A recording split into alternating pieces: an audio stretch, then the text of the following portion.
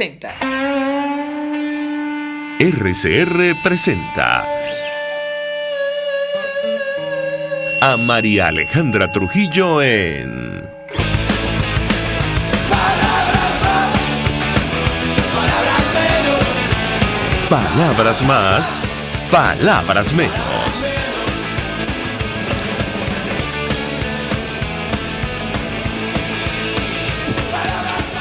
Muy buenos días, amigos de Radio Caracas Radio, lo mejor de este lunes 15 de junio del año 2020. Todo el equipo que trabaja para ustedes a partir de esta hora los saluda.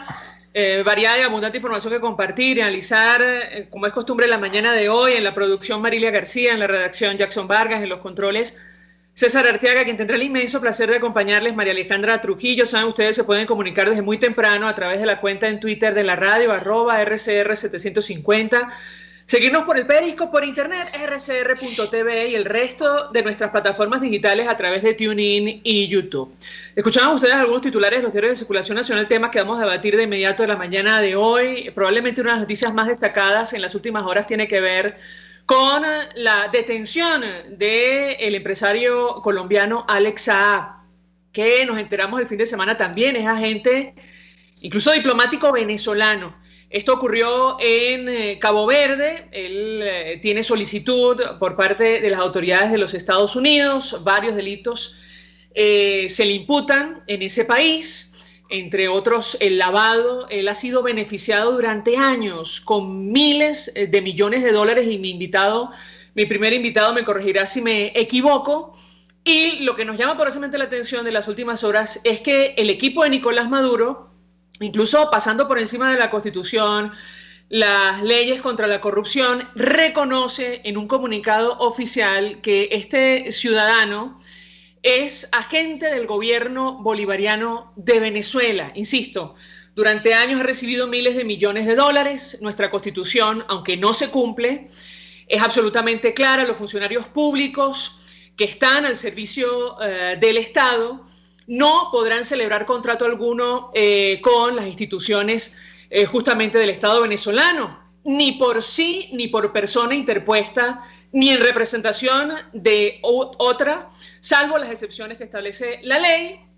Es el caso, según nos ha confirmado el señor Jorge Arraza, de este ciudadano detenido en Cabo Verde, que aparentemente tiene muchísima información, y lo vamos a confirmar con Roberto Denis, a quien le agradezco profundamente haber madrugado la mañana de hoy. Periodista, probablemente una de las personas que mejor conoce las actividades de Alex Saab. Roberto trabaja en Armando.info, lamentablemente está en el exilio justamente por dar a conocer este entramado que se ha creado durante años en nuestro país. Roberto, bienvenido, muy buenos días. Hola, buenos días, Mariale, un gusto. Un gusto conversar contigo, Roberto. Primero, felicitarte a pesar de las circunstancias, porque el trabajo de Armando.info, bueno, finalmente, entre otras cosas, se ha confirmado con esta detención. No es el primer hecho de esta naturaleza, pero quizás el más relevante. Y yo iniciaría conversación contigo a partir de allí, porque ustedes y tú en lo personal llevan muchos años investigando a este ciudadano que nos enteramos el fin de semana. Bueno, resulta que es diplomático y agente del gobierno de Nicolás Maduro. Te escuchamos, bienvenido. Bueno, a ver, es difícil comentar, ¿no? Porque realmente el comunicado que vimos publicado por el señor Arreaza, solo horas después de la detención de Alex Saab en Cabo Verde, bueno, viene no solo a confirmar lo que nosotros hemos investigado en Armando.info, lo que también, digamos, otros colegas, agencias internacionales han dicho recientemente sobre este señor, pero además viene a confirmar la importancia que tiene Alex Saab en la administración de Nicolás Maduro, para llegar a este punto, ¿no? Porque al final el comunicado parece que es, un comunicado incriminatorio, digo yo, ¿no? Es decir, ahora que este señor está detenido, ahora que hay el temor de que este señor termine siendo extraditado a los Estados Unidos, bueno, nos enteramos y nos vienen a decir que supuestamente el señor Alex Saab es agente del gobierno, cuando llevan años ignorando, digamos, al personaje, evitando referirse al señor, cuando llevan años sin explicar por qué se ha favorecido de la forma que se ha favorecido a este señor. Bueno, ahora, porque está esta urgencia y esta amenaza de esta posible extradición del señor a los Estados Unidos, bueno, se apela a esto.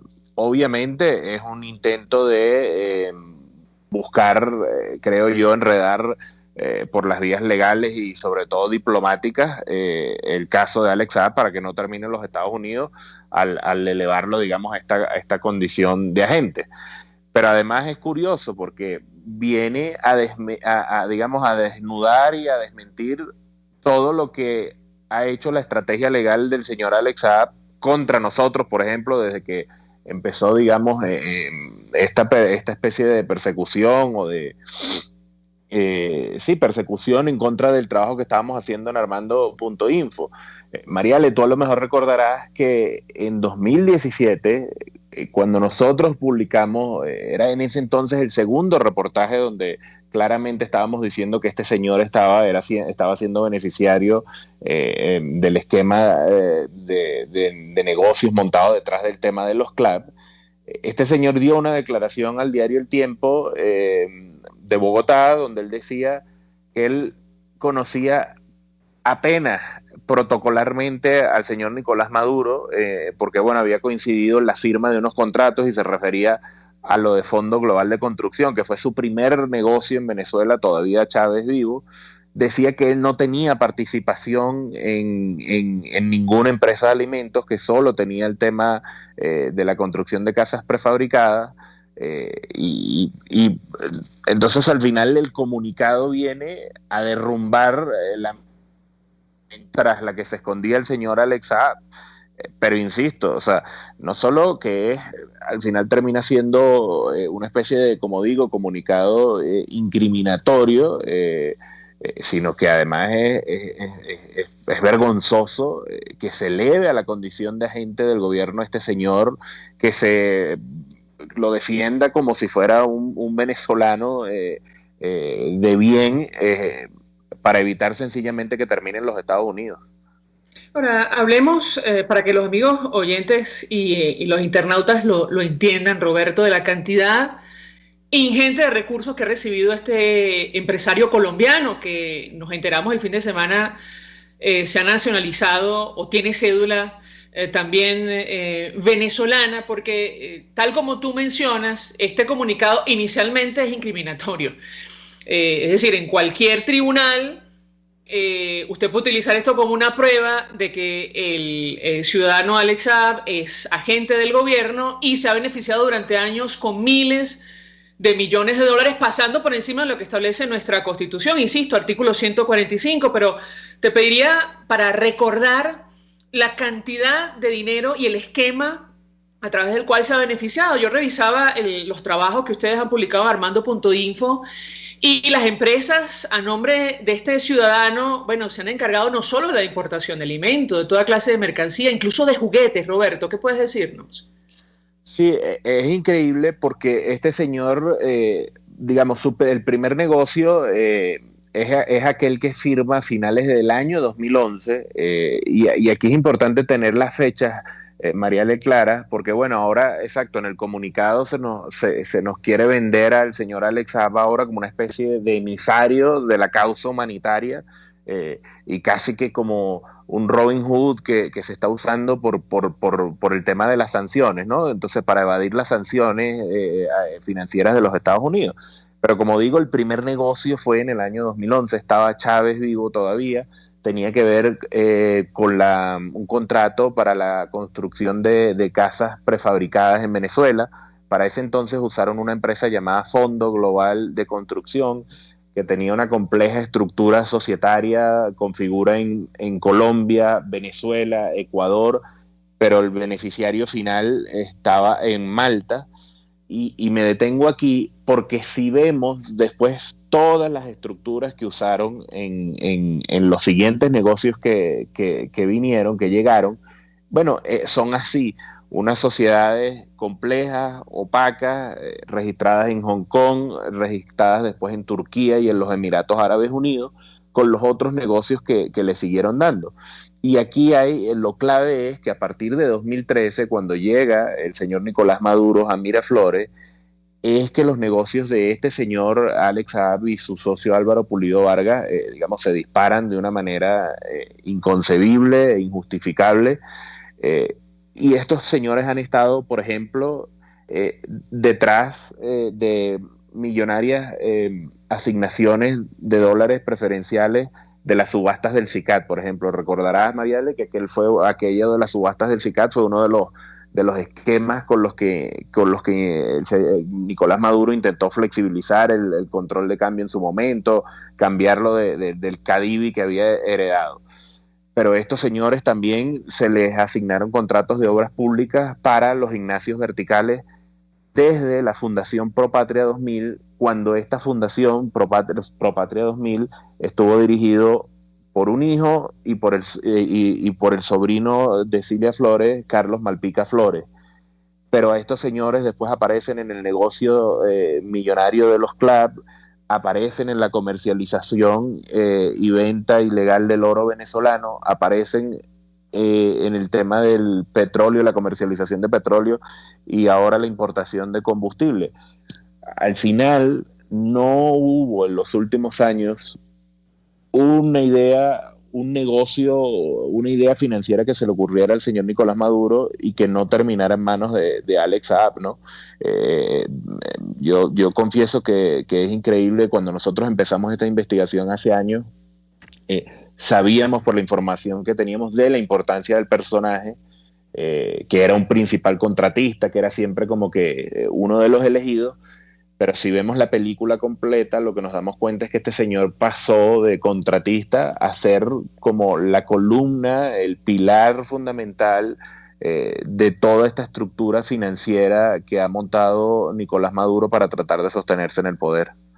Ahora, si me permites, Roberto, tenemos un sonido recordando justo la firma de este contrato de vivienda, que me parece que fue el primero, con el régimen venezolano. Estaba vivo el expresidente Chávez allí en la imagen, no sé si la podrán ver los internautas en streaming, pero se ve también a Nicolás Maduro. Y bueno, esto ha generado toda clase de reacciones, incluso en Colombia, porque participa en la firma del convenio el presidente o el expresidente Juan Manuel Santos. Él ha tenido que salir a aclarar que supuestamente no sabía que Alex Saab iba a firmar el acuerdo, pero en todo caso escuchemos un extracto muy pequeñito de la firma de ese convenio. Yo te pediría un comentario, porque me parece que allí empezó todo con este empresario colombiano. Escuchemos.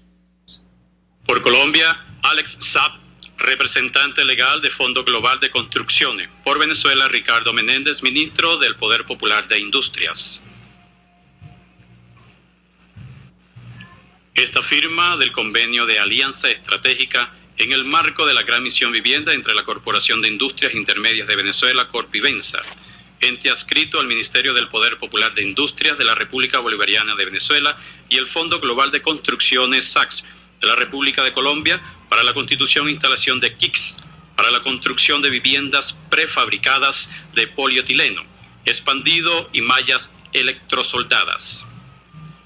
El objeto principal es definir los términos y las condiciones mínimas para la planificación, coordinación y ejecución de actividades dirigidas a la constitución de una empresa de capital mixto, domiciliada en Venezuela. Bien. Parte de ese acto, Roberto, yo te pedí un comentario porque, insisto, el expresidente Santos ha salido a declarar o aclarar que él no sabía quién iba a firmar el acuerdo en nombre de Colombia, lo cual ha llamado poderosamente la atención y ya, hoy día hay toda clase de reacciones. Te pediría un comentario porque no estamos hablando entonces de cualquier persona y me refiero concretamente a este empresario Alex Saab. Te escuchamos.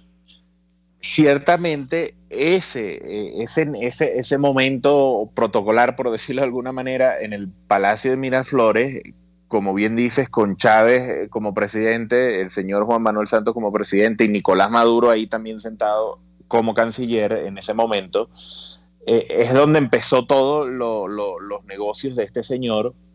Ese es el negocio de Fondo Global de Construcción.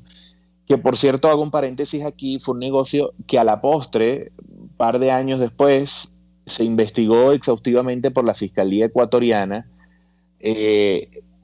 por sospechas de lavado de dinero, por sospechas de exportaciones de los materiales estos de construcción para las casas, exportaciones ficticias, exportaciones sobrevaloradas.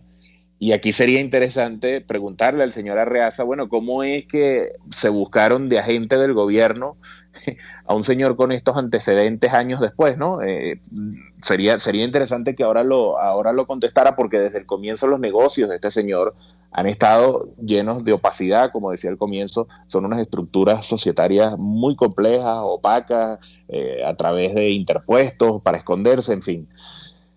Pero también es verdad que esto, y aquí esto nos permite, digamos, tener una idea de la magnitud y de la importancia que tiene la figura de Alex Saab, ya no solo en Venezuela, que es que su detención ha desatado todo un debate en Colombia, en la opinión pública colombiana, ha puesto a un expresidente como el señor Juan Manuel Santos a dar explicaciones sobre la firma de este acuerdo, pero también el expresidente Uribe en Twitter también hizo unas declaraciones, unas afirmaciones, también el señor Pastrana, lo que nos revela en cierto modo que la figura de Alex Saab y su posible extradición a los Estados Unidos también puede tener un coletazo importante en el mundo político colombiano.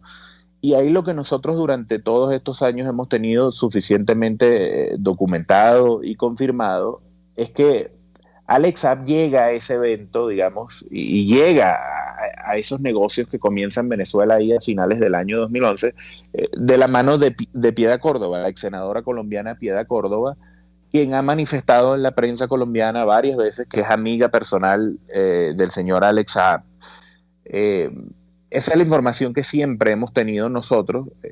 Yo sí creo que la explicación que da el presidente Juan Manuel Santos, caramba, uno puede decir incompleta o ligera, pero lo que sí es cierto es que en ese evento, de lo que dijo el presidente Santos, digamos, no era que Alex Saab estaba representando al Estado colombiano, Alex Saab estaba representando a esa empresa llamada Fondo Global de Construcción, y lo que nosotros siempre hemos sabido desde el comienzo es que de alguna forma, por estas maniobras políticas y las influencias que ya tenía el señor Alex Saab, él logra colarse como empresario en esa comitiva de empresarios colombianos que estaban firmando otros acuerdos en ese momento entre Colombia y Venezuela.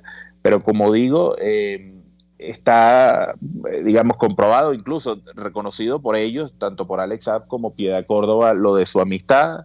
Y yo creo que es la figura de la política colombiana que explica ese desembarco de Alex Saab en Venezuela durante tantos años. Ayer, Roberto, la fiscal en el exilio ofrecía una declaración a la revista Semana. Ella decía que en el caso concreto de estas viviendas nunca se construyeron, es la información que ella maneja, pero se pagaron. Advertía que este empresario era persona de confianza del círculo más cercano a Nicolás Maduro, incluso de la primera dama. Yo te pediría un comentario al respecto, porque ciertamente las causas que se le siguen en los Estados Unidos tienen que ver con este entorno. ¿Qué puedes decirnos? Eso es así.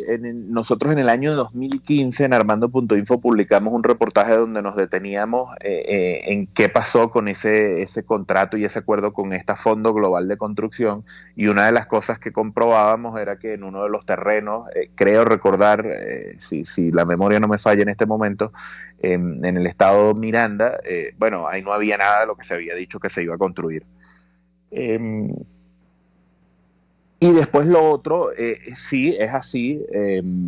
Si recordarás, Mariale, el comunicado que emite el Departamento del Tesoro de los Estados Unidos a mediados del año pasado, cuando se oficializa la inclusión de Alex Saab y su socio Álvaro Pulido Vargas en la lista de la OFAC, en el comunicado había todo un relato, digamos, de los negocios y de los vínculos con el poder que tiene este señor Alex Saab, y ahí se hablaba del momento en que el señor Alex Saab conoce a los chamos. Bueno, los chamos son los hijos de Cilia Flores, y el sobrino Carlos Malpica Flores. Ellos son claves en toda esta historia y son importantes en esta relación con Alex Saab y en la asignación de negocios, porque cuando ellos estuvieron, como dije antes, en la Fundación Pro Patria 2000, 2013, 2014, como hasta 2015, fue que más o menos eso estuvo en manos de estos familiares directos de Cilia Flores. Desde esa fundación le asignaron contratos millonarios para obras, como decía en su momento, por ejemplo, la de los gimnasios verticales. Nosotros en un reportaje logramos documentar ese negocio que desde el comienzo se veía el favoritismo, Mariale, porque por ejemplo había algo como que un día se firmó el contrato y al día siguiente, desde la Fundación Pro Patria 2000, se estaba ordenando al Banco de Venezuela, que tenía una cuenta exterior, a transferirle a esta gente una cantidad enorme en dólares, cuando eso normalmente tiene unos procedimientos, no ocurre de esa manera. O sea, desde el principio se veía el favoritismo. Ahora recuerdo ese contrato de los gimnasios verticales asignado por la Fundación Pro Patria 2000 cuando estaba dirigida por familiares directos de Cilia Flores, ascendía a unos 100 millones de dólares. De manera pues que lo que quiero decir es que sí, es cierto, esa conexión es real. Ahora sabemos entonces que es agente del gobierno, pero desde hace tiempo la información que nosotros teníamos, que ha sido documentada también por el Departamento del Tesoro, ahora como bien decías, comentada por Luis Ortega Díaz, es que la cercanía y digamos la relación de Alex Saab es directa con Nicolás Maduro, Cilia Flores y el entorno de ellos. Finalmente, Roberto, existe gran expectativa frente a la posible extradición a los Estados Unidos. Ha trascendido que no existe acuerdo de este tipo entre Cabo Verde y el gobierno norteamericano, aunque hay, digamos, otra clase de convenios que podrían servir a los fines de que Alex Saab llegue a Estados Unidos y haga frente a las causas que se le siguen en ese país. Yo te pediría un comentario al respecto. La información que publicaba el periodista Joshua Goodman de AP, que ha seguido también este caso como otros, luego de conversar con el abogado de este empresario colombiano, también agente venezolano, es que aparentemente él fue detenido en Cabo Verde cuando estaba de regreso desde Irán, en un viaje desde Irán en Estados Unidos. Lo investigan, entre otros delitos, por lavado de dinero. Quisiera tu comentario en torno a este tema. Sin lugar a dudas, yo diría que las próximas horas, más que horas, creo que días, creo que esto va a ser un proceso de días, van a ser fundamentales para conocer si finalmente es extraditado a los Estados Unidos. Ayer también hubo una declaración del fiscal general de Cabo Verde donde daba a entender que se iba a iniciar este proceso de extradición. El proceso de extradición es un proceso legal que puede tomar tiempo, por eso digo que puede durar días. Pareciera que el Estado de Cabo Verde está dispuesto a, bueno, cumplir esos trámites, agotar esos trámites y entonces enviarlo a los Estados Unidos. Ahora, tengan la seguridad y el comunicado en ese entonces de Arreaza es una declaración de intenciones que para el señor Nicolás Maduro es fundamental que Alex Saab no llegue a la justicia de los Estados Unidos.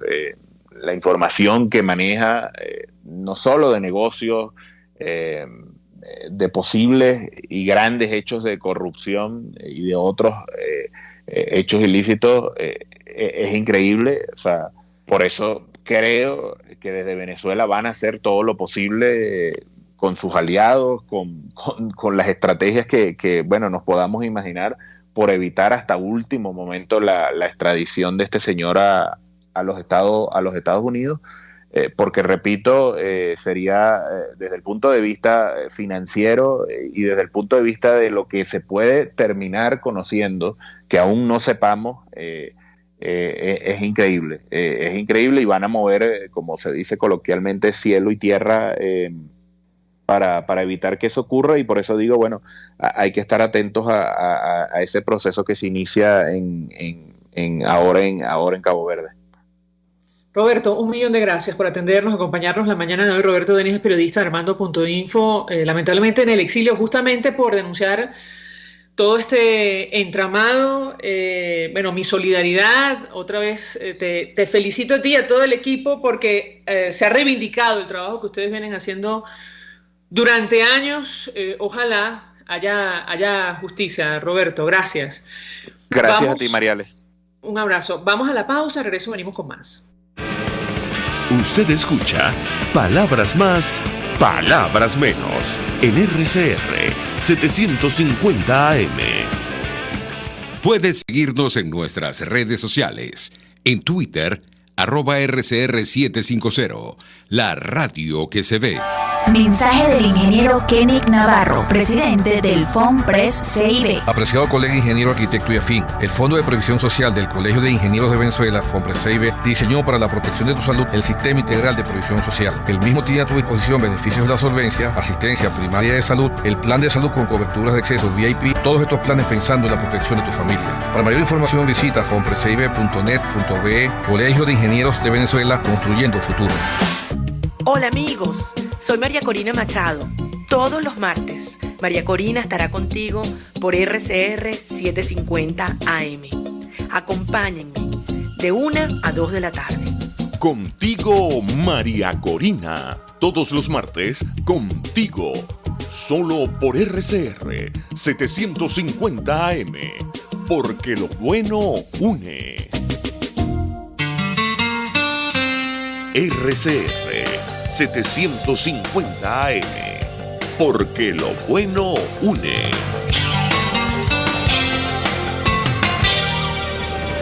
Todos las piensan, todos las escuchan y María Alejandra Trujillo te las dice.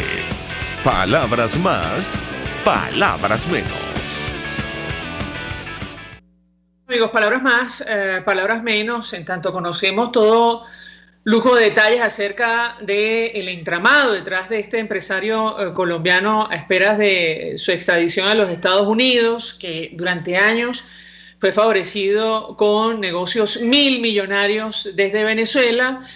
Bueno, el impacto de la crisis en nuestro país y en América Latina es demoledor. Hablo de la crisis de la pandemia de COVID-19. La OIT, en un informe hace algunos días, la semana pasada, advertía que millones de niños se verán forzados a trabajar producto de esta situación. En Venezuela la circunstancia sería otra si la cantidad ingente de recursos que se manejaron hubieran tenido otros destinos. Esto lo decimos nosotros. Para hablar acerca de este y otros temas, el impacto para la niñez en nuestro país, saludamos a Carlos Trapani. Él es coordinador general de SECODAV, investigador de la Universidad Católica. Como siempre, 1.000.000 de gracias por atendernos. Buenos días. Hola, buenos días.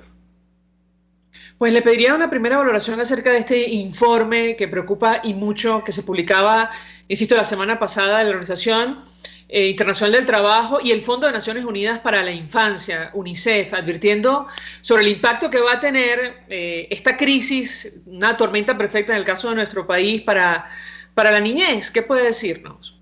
Sí, bueno, es un informe que refleja una realidad de muchos países, no solo una problemática que afronta Venezuela. El problema del trabajo infantil y las peores formas de trabajo, bueno, representa una realidad cotidiana para la vida de muchos niños. ¿Qué pasa en Venezuela? Que los factores de riesgo que obligan a los niños a trabajar progresivamente se van incrementando. O sea, tienes un contexto de hiperinflación, una dolarización de facto promovida por las propias autoridades, una merma en la capacidad de compra del salario y súmale, bueno, un contexto de desabastecimiento que si no es en bodegones o en sitios estratégicos, las familias no tuviesen acceso a bienes y servicios.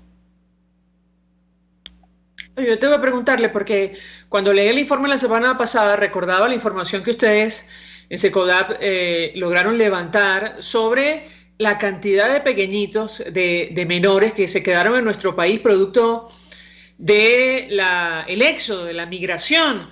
Yo le pediría un comentario porque da la impresión que esta circunstancia va a tener un impacto sin duda alguna para ellos. Lo escuchamos. Bueno, cerca de 1 millón de niños fueron nuestras estimaciones que se han quedado bajo el cuidado de otros familiares, principalmente abuelos. Esa es una problemática que está generalmente cuando hablamos de migración, pensamos que las remesas es la solución. Y nosotros en ese estudio identificamos que por promedio un niño puede recibir $50 por mes. Cuando eso lo vamos al número de días, estamos hablando casi $2 diarios. Eso ubica incluso una familia con remesa en un umbral de pobreza. Sin lugar a dudas, la remesa alivia, pero no es la solución estructural a los problemas que están afectando a todos. En la medida que la economía no es coherente, en la medida de que las medidas que se tomen impactan en los sectores más vulnerables, en la medida que debilitamos la escuela como un espacio de protección, en la medida que las familias no tienen estrategias y mecanismos de soporte, donde los factores de riesgo, no solo por el trabajo infantil, sino por la violencia u otras formas de explotación, van a estar presentes en la dinámica de los niños y sobre todo en los niños más vulnerables, en los niños que tienen menos oportunidades y están en mayor grado de vulneración, que son los primeros llamados a proteger por el Estado. Nos llamó personalmente la atención porque en el informe la OIT y UNICEF advierten que a medida que la pobreza aumenta, las escuelas cierran y la disponibilidad de los servicios sociales disminuye. Más niños se ven empujados a trabajar. Y yo le pedí un comentario porque ustedes han seguido de cerca lo que ha ocurrido justamente con relación a estos temas en medio de la pandemia en nuestro país. Lo escuchamos. Bueno, en el contexto de pandemia se ha promovido el uso de plataformas digitales, clases en línea, y eso lo que está incrementado son las brechas entre los que pueden y tienen acceso y entre los que no tienen. Entonces, unas autoridades que se ufanan de promover la igualdad, el acceso a oportunidades, bueno, las medidas que se adoptan, bueno, incrementan la desigualdad. Y sobre todo que la familia compite y las escuelas compiten en un contexto adverso. Nosotros hemos tenido testimonios de adolescentes donde se cuestionan para qué ir a la escuela, para ganar cuál salario, cuando tú puedes tener otro tipo de actividades, incluso ilícitas, que te triplican el ingreso y mucho más rápido. Se le estamos pidiendo a un niño que dedique 11 años de su vida, más unos estudios universitarios, para lograr qué. Entonces es algo que nos cuestiona, que es algo que frente a esos argumentos del adolescente, ¿qué podemos decir? Bueno, que la escuela es un espacio de socialización, que hay otras formas de poder lograr nuestros sueños y nuestras aspiraciones, pero el Estado tiene que generar las condiciones para que las personas con libertad puedan alcanzar sus sueños y sus metas que son legítimos. Finalmente yo le preguntaría a nuestro invitado cuál ha sido el impacto de esta pandemia para la niñez. En el caso concreto de la desnutrición, al menos según las cifras que maneja Cáritas, y lo conversábamos con Janet Márquez hace algunos días, también son demoledoras. Ellos hablan de un 17% de desnutrición promedio, pero que en algunos casos, en algunas regiones del país, está por encima de ese dato. ¿Cuál ha sido el impacto en general que ustedes han logrado notar o registrar de la pandemia, de esta crisis sanitaria para los niños en Venezuela? Lo escuchamos. Mira, yo creo que en un primer lugar se ha marcado la desigualdad. Es decir, entre los que pueden y tienen acceso y entre los que no tienen. En la medida que nos alejamos a ciudades intermedias, zonas rurales, zonas más alejadas de las urbes o zonas urbanas, donde la realidad es mucho más dramática. En la medida de que el sistema de protección le ha costado mucho dar respuesta en cuarentena, se incrementan los factores de riesgo. Que los niños sean los grandes invisibilizados y los daños colaterales en términos de convivencia, en términos de educación, en términos de recreación, esparcimiento. Bueno, ahí son los grandes invisibles. El acompañamiento psicosocial. Nosotros en SECODAP, en el Servicio de Atención Psicológica, hemos tenido un incremento de casos y solicitudes de apoyo de niños y adolescentes con alteraciones en el estado de ánimo. Niños con cuadros de tristeza, con cuadros depresivos, papás también muy afectados. Súmale la incertidumbre de esta circunstancia, ¿cuándo va a terminar? Entonces los niños si bien es cierto, clínicamente pueden tener menos riesgo para el COVID como virus, hay unos virus latentes y invisibles que sí los están impactando y no lo logramos identificar y no lo logramos abordar. Carlos Trapani, un millón de gracias por atendernos, acompañarnos la mañana de hoy, coordinador general de SECODAP, investigador de la Universidad Católica, expresando opinión, análisis acerca del impacto de esta crisis para la infancia en nuestro país. Vamos a la pausa, de regreso venimos con más. Estás escuchando Palabras Más, Palabras Menos, por RCR 750 AM. Puedes seguir nuestra programación a través de rcr.tv, la radio que se ve. Mensaje del ingeniero José Peraza, tesorero del FOMPRES CIB. Estimado colega ingeniero, arquitecto y profesional afín, el Colegio de Ingenieros de Venezuela y el Fondo de Previsión Social, preocupado por la salud de tu familia, ha diseñado un sistema de salud integral que coloca a tu disposición y que contiene asistencia primaria de salud, ambulancia, hospitalización, cirugía, oftalmología, dermatología, fisioterapia, psicología, odontología, farmacia y funerario. Para mayor información, visítanos a nuestros portales cib.net.be, fomprescib.net.be, Colegio de Ingenieros de Venezuela, construyendo futuro. En la crisis se encuentran las oportunidades. Aquí en Sin Estrés se las mostramos con invitados especiales que nos regalan sus experiencias por una Venezuela mejor. Cada tarde, de lunes a viernes a las 3, desde el emprendimiento, la educación, la salud y el entretenimiento. Por nuestra calidad de vida se nos hace necesario tomar un respiro del agobio diario, dedicar unos minutos a la salud mental y emocional para vivir sin estrés. Sin Estrés, de lunes a viernes a las 3 de la tarde por RCR 750 AM y rcr.tv, la radio que se ve. A mitad de tarde, disfrute de una amena tertulia, acompañada del análisis preciso del acontecer nacional e internacional. La Linterna, con Diego Bautista Urbaneta. Relájese al son de buena música, participe y forme parte de este espacio. La Linterna, de lunes a viernes, a partir de las 2 de la tarde, por RCR 750 AM. Ellos y que no saben nada. Y así nos va. El espacio donde se tocan los temas más candentes de interés político y nacional. Y así nos va. En este programa, la picardía y el humor inteligente son los protagonistas. Pura cabilla. Lara y Hernández descosen y revelan los secretos más oscuros del acontecer político. Y así nos va. De lunes a viernes a las 4 de la tarde. Por RCR 750 AM. Moisés Naim en Efecto Naim. Hola, soy Moisés Naim desde Washington. Conéctese a rcr.tv. También nos puede seguir por @Efecto Naim en Twitter. Y estamos en Facebook y en Instagram. Y no olvide que puede disfrutar todos los contenidos del programa cuando usted quiera, suscribiéndose a nuestro canal de YouTube. Nos vemos en la radio. Los miércoles y viernes a las 7 de la noche. Solo por RCR 750 AM.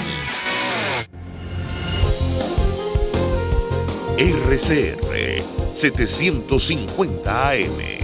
Porque lo bueno une. Información, opinión, contraste. María Alejandra Trujillo está en Palabras Más, Palabras Menos. Continuamos, amigos, palabras más, palabras menos, y decíamos a propósito de la conversación que tuvimos al inicio que nuestro país sin duda alguna estaría en otra circunstancia para hacer frente a la crisis producto de la pandemia de COVID-19, si la cantidad ingente de recursos que se dilapidaron, como lo describía nuestro primer invitado, que terminaron en negocios poco claros, oscuros, investigados por la justicia internacional, Venezuela tendría otro margen de acción para hacer frente a esta crisis. No es el caso. Esta semana comienza o se retoma la flexibilización en este esquema que el equipo de Nicolás Maduro ha denominado como 7x7 para hablar Al respecto nos acompaña Juan Pablo Lalquiaga, fue presidente de Conindustria, conoce perfectamente el tema. Gracias por atendernos. Muy buenos días. Buenos días, María Alejandra. Muchas gracias por llamarme. Buenos días a todos tus oyentes. Pues mucho interés de conocer su opinión acerca de este esquema que ha utilizado el equipo de Nicolás Maduro, que según han dicho algunos especialistas, como el doctor Julio Castro, experto, asesor de la Asamblea Nacional, no responde precisamente a datos científicos. ¿Qué puede decirnos desde el punto de vista empresarial? Lo escuchamos. Bueno, fíjate que el nivel de paralización que ha habido durante la teórica cuarentena que hemos estado pasando, verdaderamente no entendemos si responde a que el señor Maduro y su equipo quisieron tomar un resguardo para que la población venezolana no se contagiara, o es que simplemente se quedó sin gasolina y por eso inventó o le quedó muy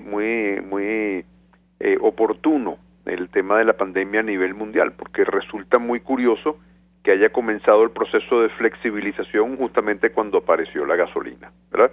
Más allá de eso, lo que te puedo señalar es que la paralización esta del 7x7 es una cosa que se ha producido de distintas maneras en distintos lugares de Venezuela. En Maracaibo, con los cortes de luz, las autoridades o las autoridades de facto han estado imponiendo el cierre de comercios de una manera sustancialmente más efectiva. En Lara también eso ha sucedido. Pero aquí en Caracas vimos que la semana pasada pues fue una semana básicamente normal, más allá de que por alguna razón cierran las autopistas, cosa que no tiene mayor sentido, pero por alguna razón cierran las autopistas, pero los comercios los que no estaban con las Santa Marías arriba, estaban con la Santa María abajo, pero con la puerta pequeña abierta, con lo cual había una casi que normalidad de la actividad comercial. Digo normalidad considerando la muy baja actividad comercial que hay derivada del empobrecimiento que Venezuela ha tenido en los últimos años, ¿verdad? Este esquema del 7x7 que el señor Maduro ha inventado, en el cual teóricamente la semana pasada fue parada, pero como te digo, eso es muy sui generis, y esta semana va a ser abierta.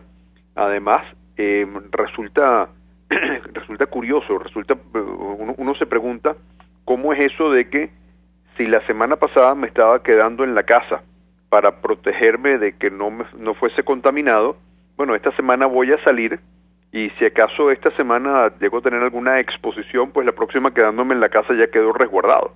Entonces, ese esquema no se ha instrumentado en ninguna otra parte del planeta a mi mejor conocimiento, y los esquemas que se han instrumentado, que fueron los del resguardo y la separación social, el distanciamiento social, bueno, han funcionado en muchos países, en la medida en que esos países han tenido unos mecanismos de respuesta suficientes, y los mecanismos de respuesta son la capacidad de poder validar que las personas que tienen síntomas han sido verdaderamente están contagiadas con el COVID o no lo están, y si acaso lo están, que tengan los debidos tratamientos, ¿no? Nueva Zelanda, por ejemplo, es un ejemplo de una organización encomiable y que eliminó el contagio, ¿no?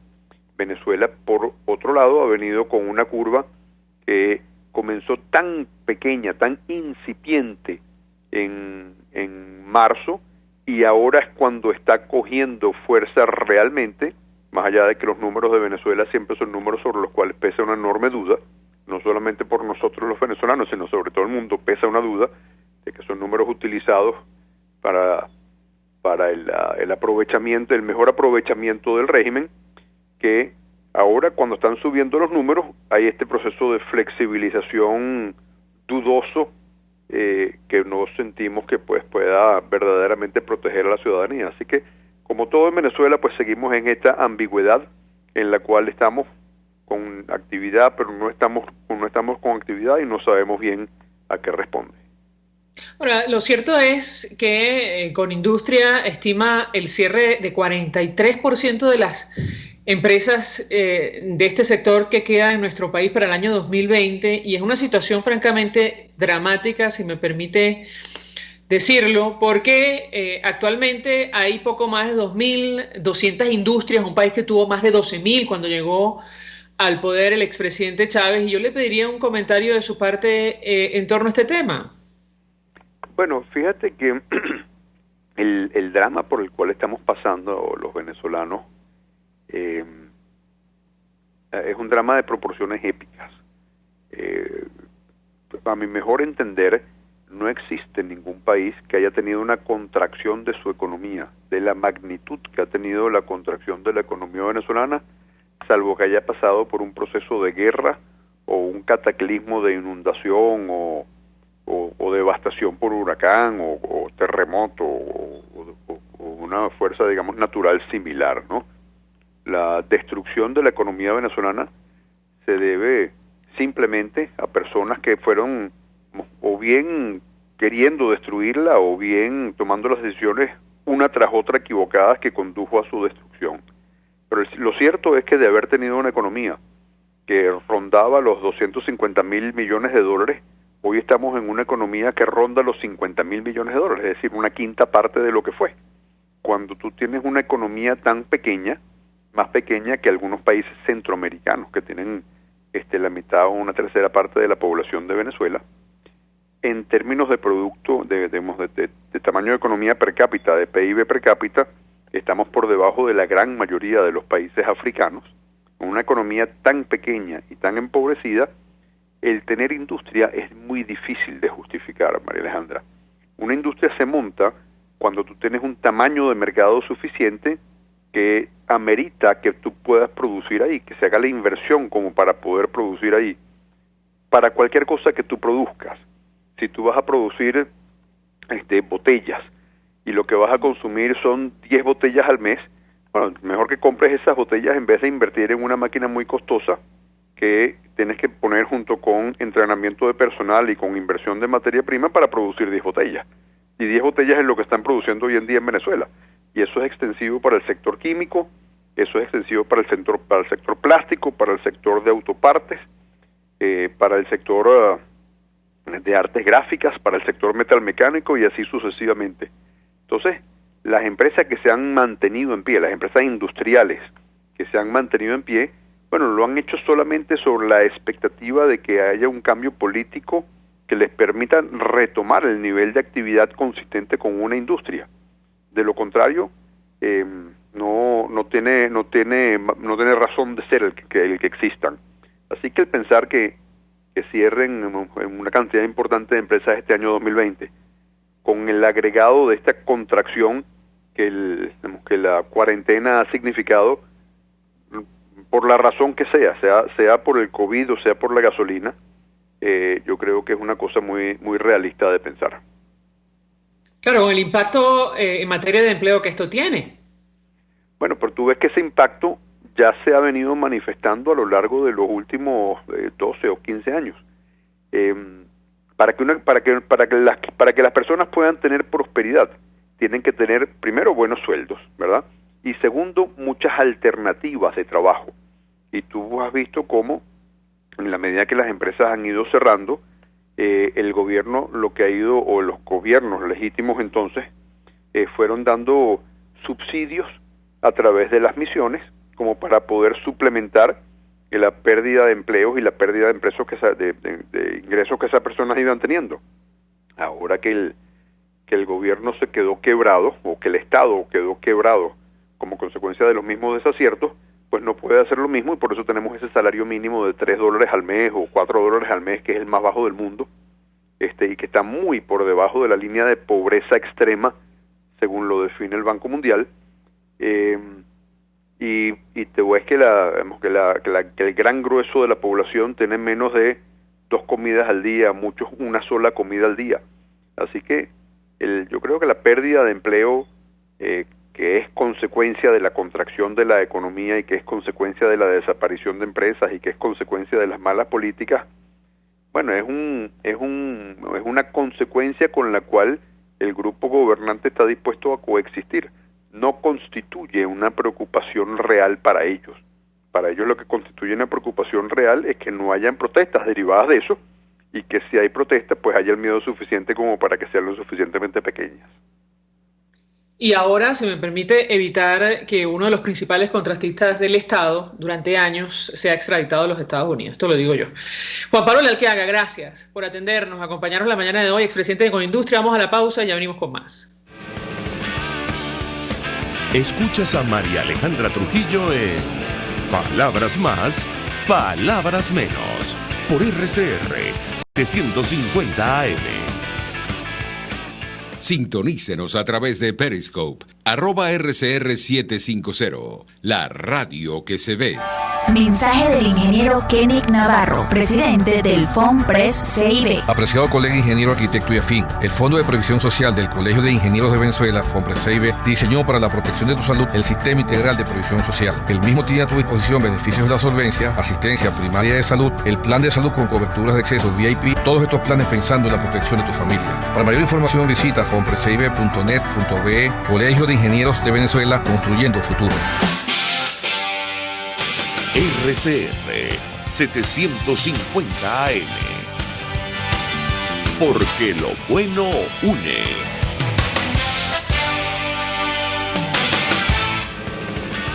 Se dicen, se ocultan, se piensan, se descubren. Palabras más, palabras menos. Con María Alejandra Trujillo. Continuamos, amigos. Palabras más, palabras menos. Un titular al cierre, declaraciones de José Ignacio Hernández, procurador designado por la Asamblea Nacional. Él ha asegurado en Twitter y en una entrevista que sin un CNE autónomo y con el resto de vicios del sistema electoral, ninguna elección podrá promover la transición. Insistir en elecciones que no deciden y solo mantienen a Maduro en el poder agravará el colapso venezolano. Reacción a esta designación al margen de la Constitución, otra vez, del Consejo Nacional Electoral por parte del Tribunal Supremo de Justicia que controla el oficialismo. Nosotros nos despedimos y lo hacemos a nombre de Jaime Nestares en la Dirección General de la Estación, en la gerencia de producción Willy Charcaya, en la producción Marilia García, en la redacción Jackson Vargas, en los controles César Arteaga, quien tuvo el placer de acompañarles, María Alejandra Trujillo. El Fondo de Previsión Social del Colegio de Ingenieros de Venezuela presentó. RCR presentó Palabras más, palabras menos. RCR 750 AM.